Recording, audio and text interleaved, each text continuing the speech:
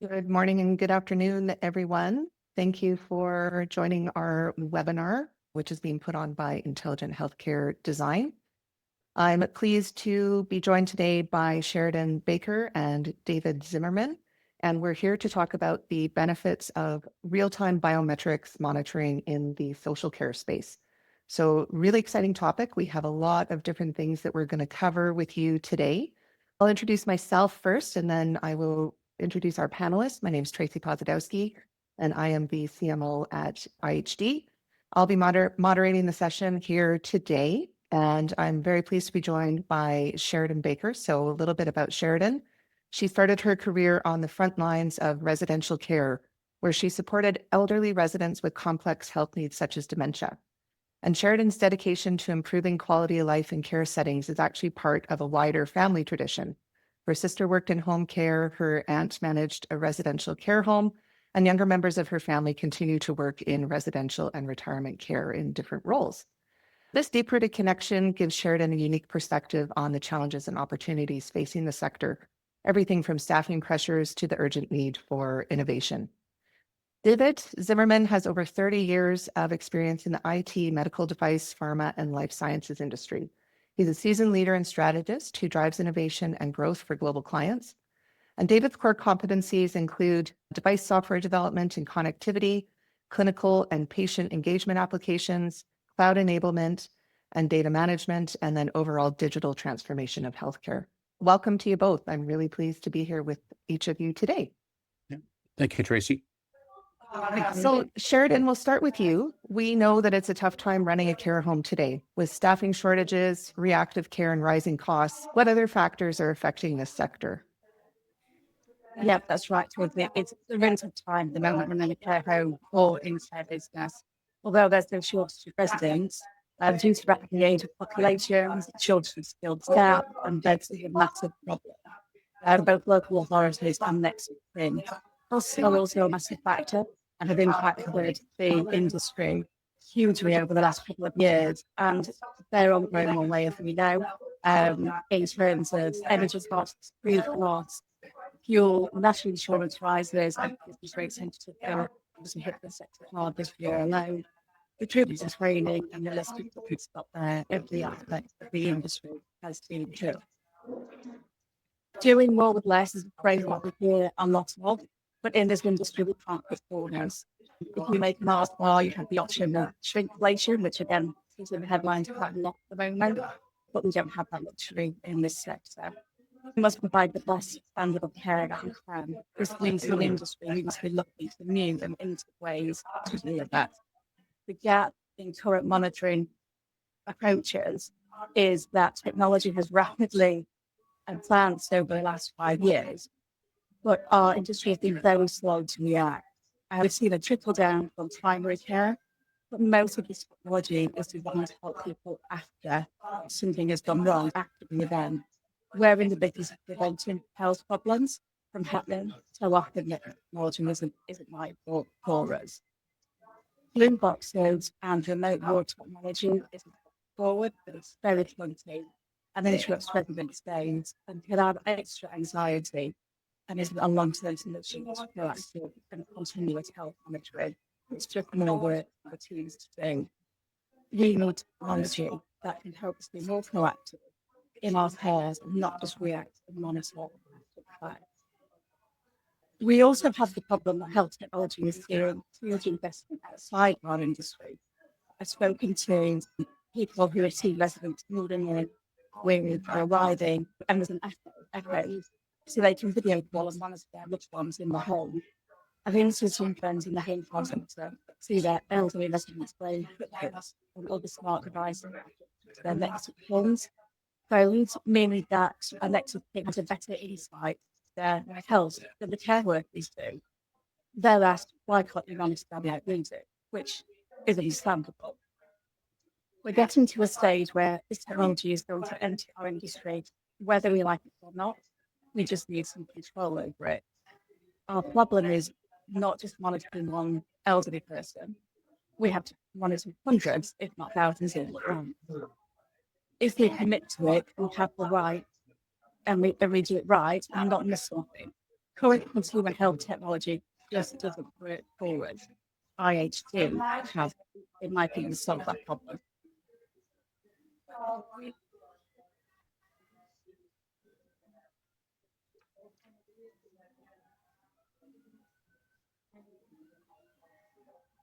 Oh, I'm sorry, I'm having an issue with my food there. So thanks, Sheridan. Let's talk about the technology and how it's a game changer in this sector. But first, let's talk about what is 24 by 7 biometric monitoring. You had talked before about the blue boxes and some of the others technology that's there. And really, it doesn't really support that full-time monitoring capability. And it's also a disruption to a lot of the patients. The biometric monitoring is pretty simple, but incredibly powerful. Essentially, it's the ability to monitor a person's vital signs, such as temperature, pulse ox, heart rate, and so on, 24 hours a day, 7 days a week. The power doesn't come from capturing the data, though. Monitoring is about analyzing, understanding, and allowing someone to act upon the information we find. So in our industry, the challenge is doing this at scale without impacting your other operational processes and becoming more work for your team. There has to be this cadence of collecting data and usability and viability of it. We also have to make sure there's compliance. So both in Europe as well as in the US, we have to ensure that we're in compliance with GDPR and HIPAA. This is why we can't use standard devices in applications. We have to ensure the security of our residents' data. So compliance at a data level, not the device level. How are wearables, sensors, and AI creating proactive insights? And how are wearables, sensors, and AI creating proactive insights? Wearables have seen a huge growth over the last few years as microprocessors, sensors, and battery power has increased, and also the miniaturization of a lot of that technology into a smaller platform. A lot of people wear Garmin's, Fitbits, they may have the Apple Watch and so forth. These are examples of that type of wearable. Although we're talking about wearables as watches, less intrusive forms of tech are coming very soon in the form of wearable clothing, micro devices, and internet-enabled devices such as weighing scales that can check your feet for diabetes complications. The innovation in this space is huge right now. Samsung is innovating more than NHS technology devices and systems ever will. So what's available on the market today? It seems like there's a plethora of one-to-one consumer solutions. And what are you seeing? This is an area that I suspect many of our attendees online will be questioning right now.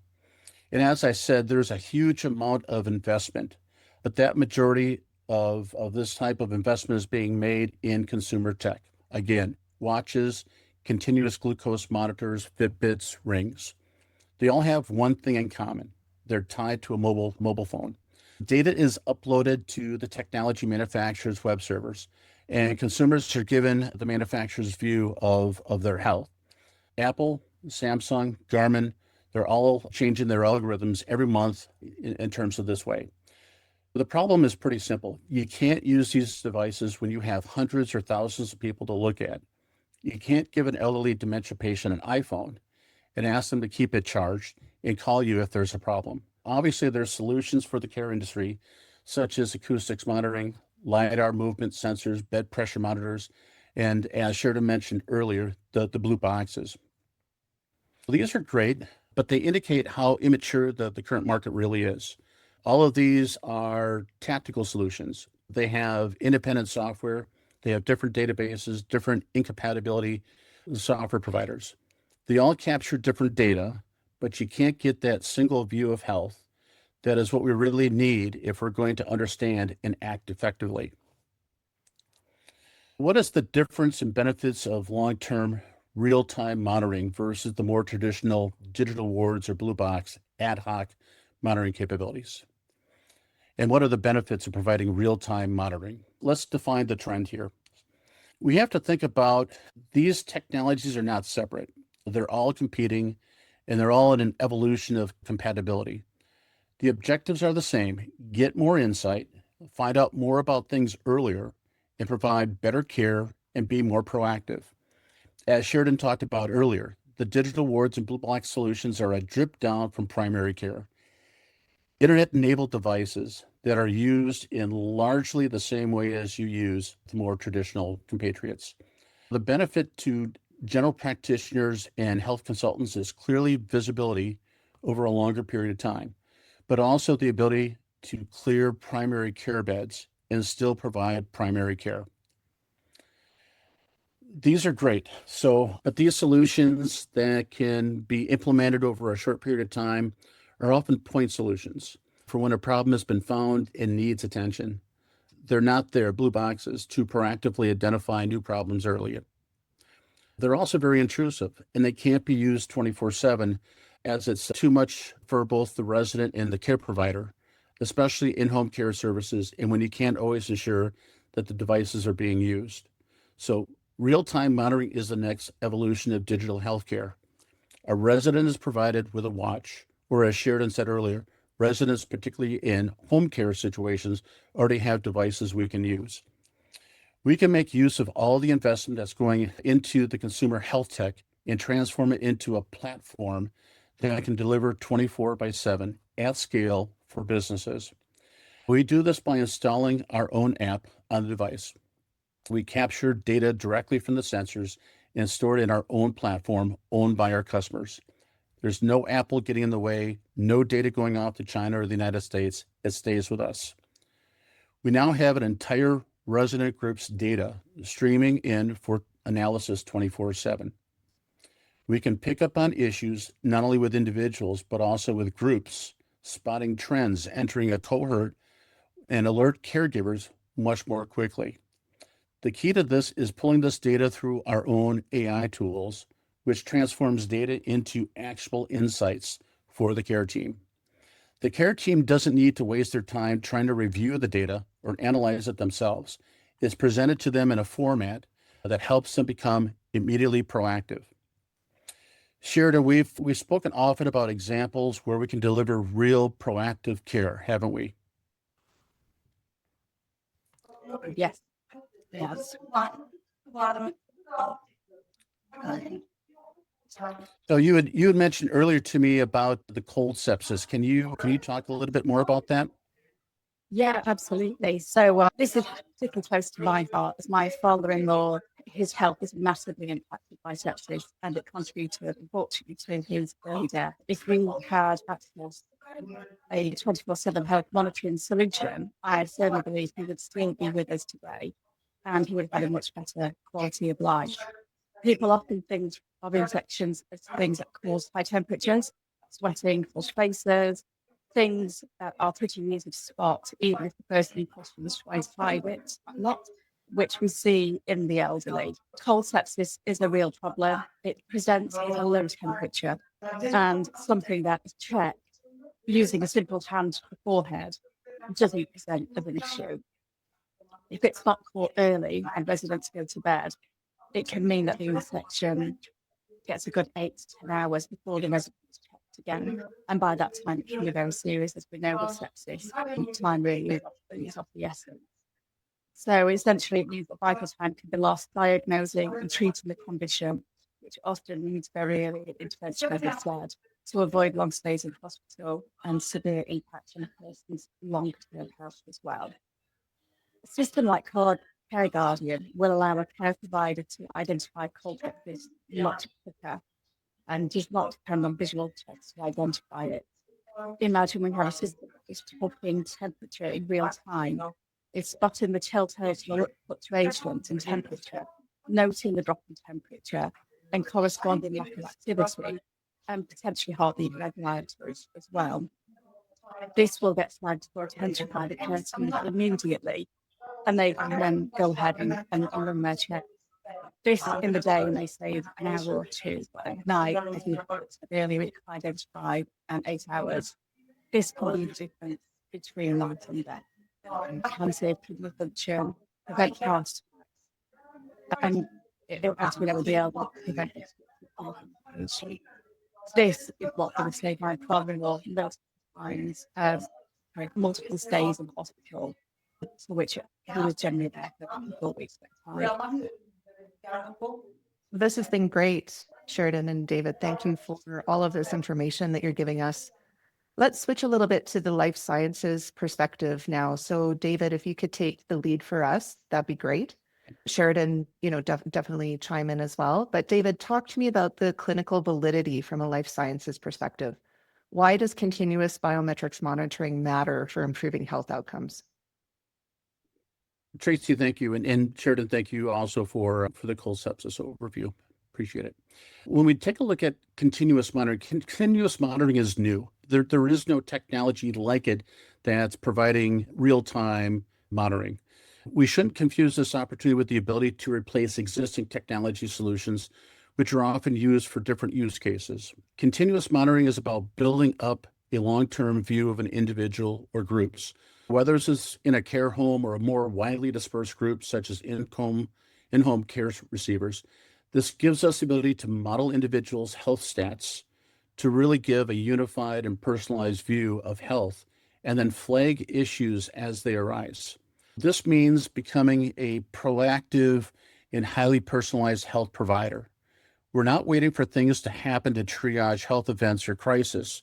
We're focusing on warding off avoidable health events and reducing the impact of unavoidable health events. This means we get into the newer concept of health span versus lifespan.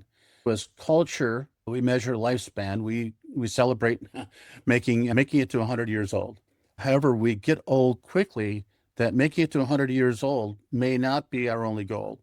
We prefer to make it to 100 and have 99 years of relatively good health, enabling us to enjoy life. No one wants to be bedbound for 20 years and then celebrate that centenary.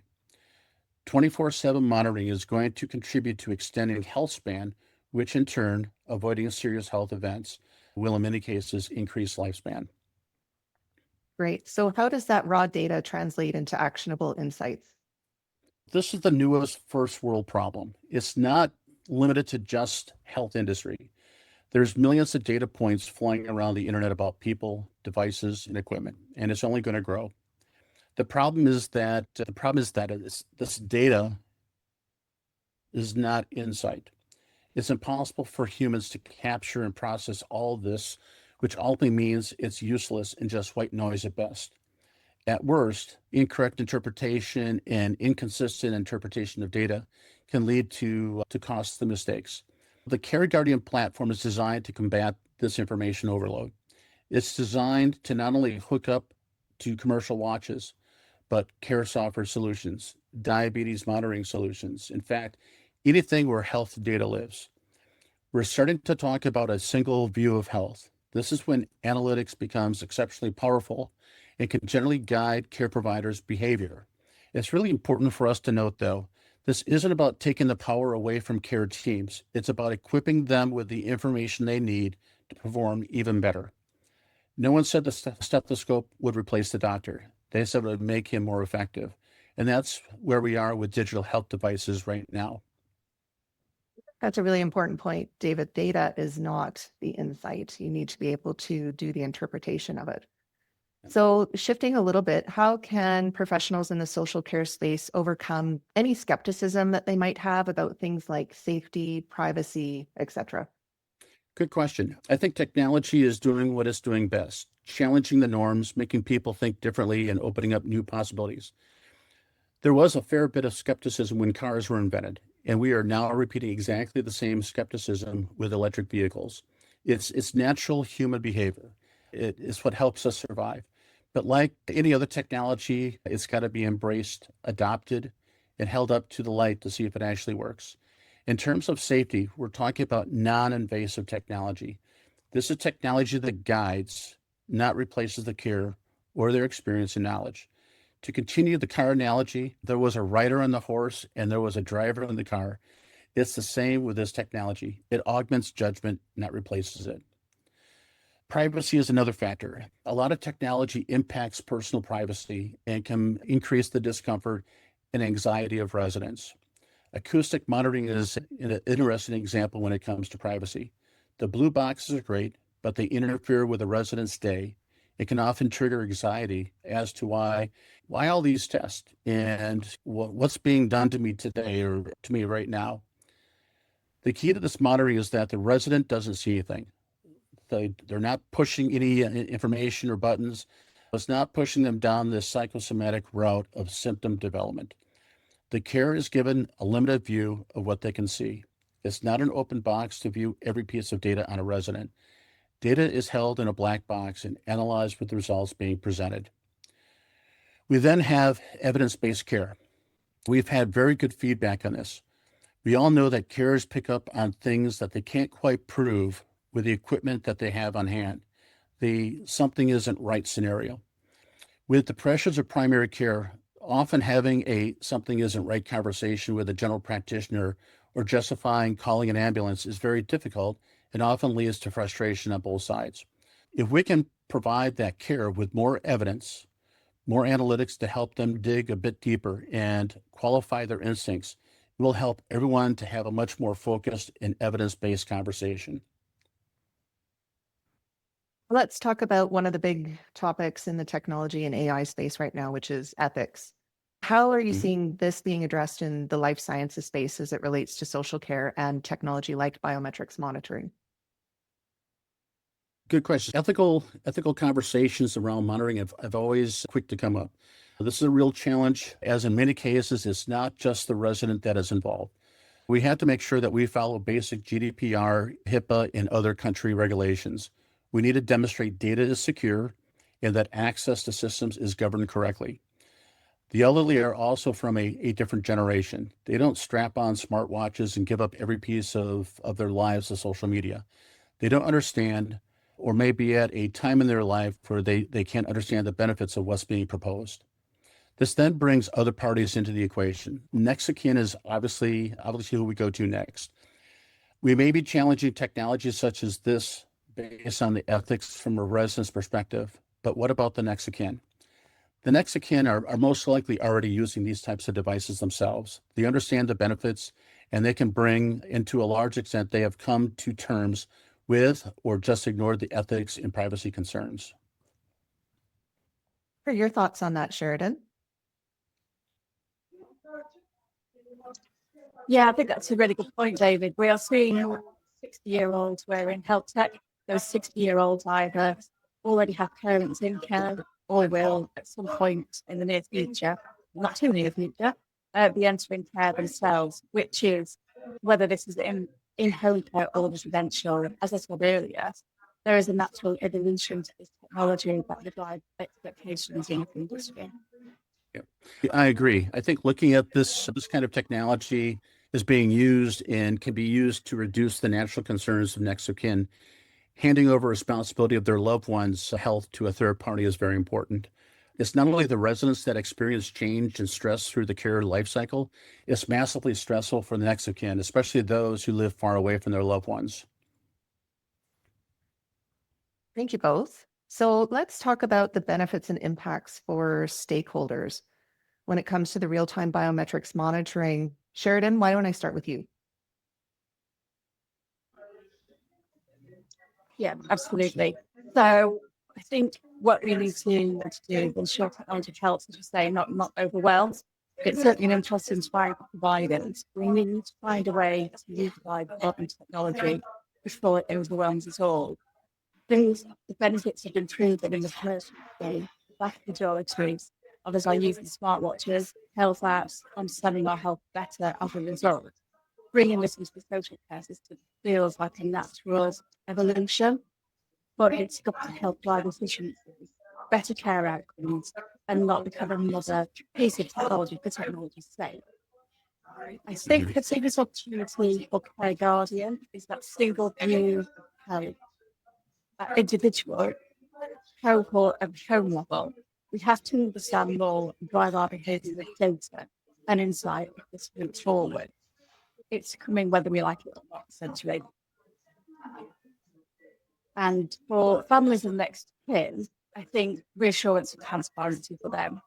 How technology can help everyone feel more comfortable with the care residents as we receive as next of kin. I think it can be a forgotten part of the puzzle. We are naturally focused on residents and their health and their well-being. After all, it's a caregiver's job. We have to remember the next of kin are also handing over their loved one in a terribly stressful time. it's that time when they have to come to the conclusion that they can't cope and they have to let go. It's very difficult. Technology is starting to show next to kids they don't have to let go completely. They can still see their loved ones in some form. Are they sleeping? Households hard? If they okay after the heart attack? Are they moving around okay after their kidney, for example? So many questions can be answered. By bringing in technology under our control, we can ensure that the information they get is given in the context of the wider environment controls. We can also ensure that technology provides reassurance to make them kin, and it doesn't generate worry and noise for counsel to fix, which ultimately distracts from caring for the hospital. Well, very good points. Thanks, Sheridan. David, what are your thoughts on this? Sure. I think from an individual perspective, it's all about independence, dignity, and safety. I think we can all consider the individual here. So when we these circumstances, we often slip into the vision that individuals are old and mobile and possibly suffering from chronic diseases. This is to the end of the journey. We need to remember that there's also a start to this. We should be promoting independence and support healthy activity through in-home care. At this stage of the journey, individuals often don't want people interfering or checking up on them. Many haven't quite accepted the limitations they may have to put up with. By providing that 24/7 monitoring, we can provide more tailored and flexible care. We can ensure serious issues are identified quickly and often intervene when needed. This can help us. Many visits are required for would be the best schedule for them. And then we can provide care. We can be as unobtrusive as possible, but still have that oversight we need to ensure we can react when needed. From a broader health system in terms of reduced hospital admissions, health technology is receiving billions of investment. It's coming from our sector, whether we like it or not. How do we become part of this and not a blocker to individuals and next wish to of it? We've already spoken about how primary care is adopting technology, but it's very tactical. This person has a problem, let's monitor it. Let's find ways to reduce bed space by discharging earlier. This last point is interesting as often these people get discharged to care homes. This means that virtual ward systems follow, out of control of the care provider in many cases. Social care, usually the last to receive investment from the government, even though we have a direct impact on primary care usage. The benefits as I see it, and if you catch and deflect serious health events, we can reduce the demand on the primary care services across the board. Sadly, when an elderly resident enters the hospital, it is rarely for a quick visit. We can often we can stop the elderly from entering the hospital system if it's better for everyone. And the key is to grab hold of this technology and take advantage of the benefits it presents. Great, thank you. Mhm. Why don't we move to some questions from the audience right now?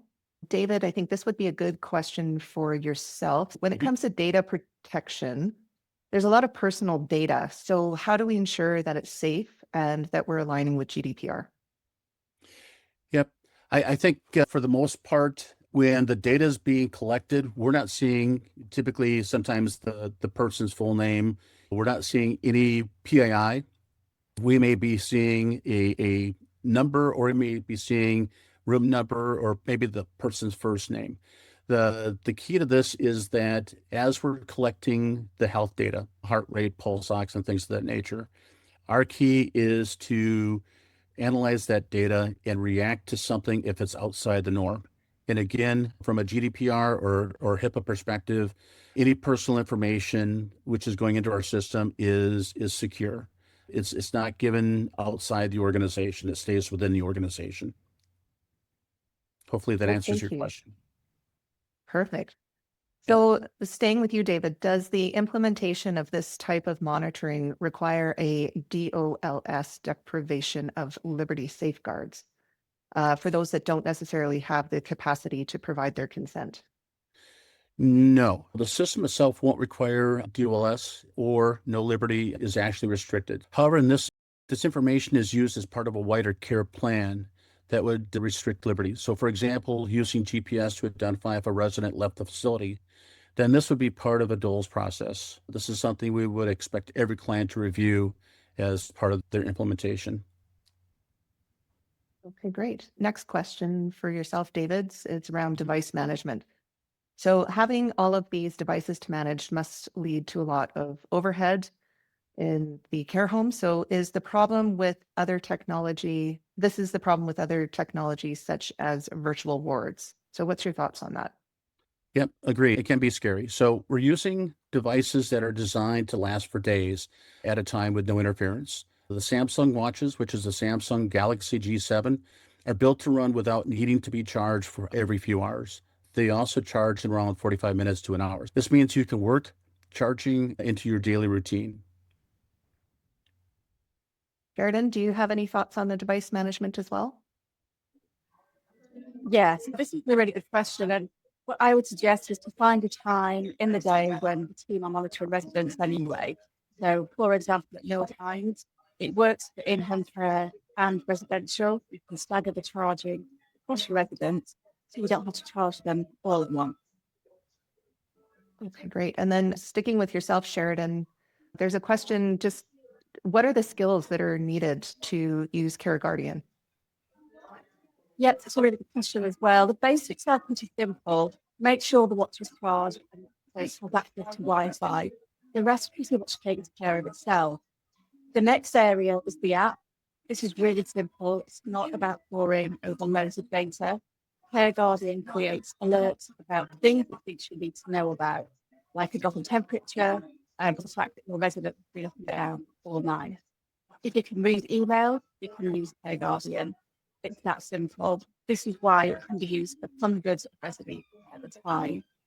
But in-home care providers, it means that the mobile care teams can review in the morning to check on major issues or review before they set out their next location. They can check before they enter home. Great, thank you. Yeah. Hey, Tracy, before we go on, I want to go back to that data protection question because I want to bring up another point here. In terms of the data compliance, there's two more areas that it falls into besides the information I just shared. One, the platform is safe and secure because Care Guardian is built on Amazon Web Services and Salesforce. These are two of the safest and most compliant platforms out there. But we've also built security and trust into every heart of the platform. It's probably a conversation that we can dive deeper into on a one-to-one conversation with some of the folks here. But we've built our security and data security and aligned it with the various highest architectural designs. And then the second point I wanted to bring up was kind of that people and process. Data can be technically secure, but you've still got the people and process component to this. We help our clients understand how best to use software tools like this. The key is to ensure that your processes around data management are robust and that your staff are well trained and understand how to use it. I just wanted to bring up those two items relative to data protection. Well, all great points. Thanks, David. Yep. A question for yourself with the CQC and the local authority in terms of involvement. Do we need to involve them? The short answer is yes. Anything around change of care processes, it's better to be open and honest about what you're doing. And it's also worth noting that this could be a good thing. You're showing that you're innovating around your care services. For local authorities, this could be viewed as a good thing and make you stand out from the crowd. Okay, great. We have a question just surrounding cost. What would the cost structure for something like Care Guardian look like? Yep. Another great question. Care Guardian is a resident-based fee. This means you only pay for the residents that use it, so it's scalable. Interestingly, we've spoken to a number of care providers that are looking at this product as a value-added service. This means there's an opportunity to pass on costs to next of kin or local authority. Equally, we've had conversations where providers see this as a way of differentiation and an opportunity for the higher end of providers to retain clients in a market where some next of kin are looking to reduce their costs. Providing 24/7 monitoring service is a hard service to walk away from, which makes your clients stay with you. Thank you very much. And then Okay. how long does it take to implement Care Guardian? Yep. We usually look at a phased approach to roll it out. It's really quick technically to get a resident up and running. You put the watch on them, enter a code, and you're off and running. The key is how long it takes to adapt your process. It's best to do this with small groups of residents and not overwhelm them with hundreds of residents all hooked up at once. Great. That brings us to the end of our questions. I'll just double check here. Wonderful. Sheridan, David, thank you so much for your time today, for the conversation and the insights that you've given us today. Some of the key takeaways, and we'll have this recording available after the webinar here, but really we want to make sure that we're helping care home providers to do more with less. We're seeing that it's indicative across the industry, almost regardless of geography.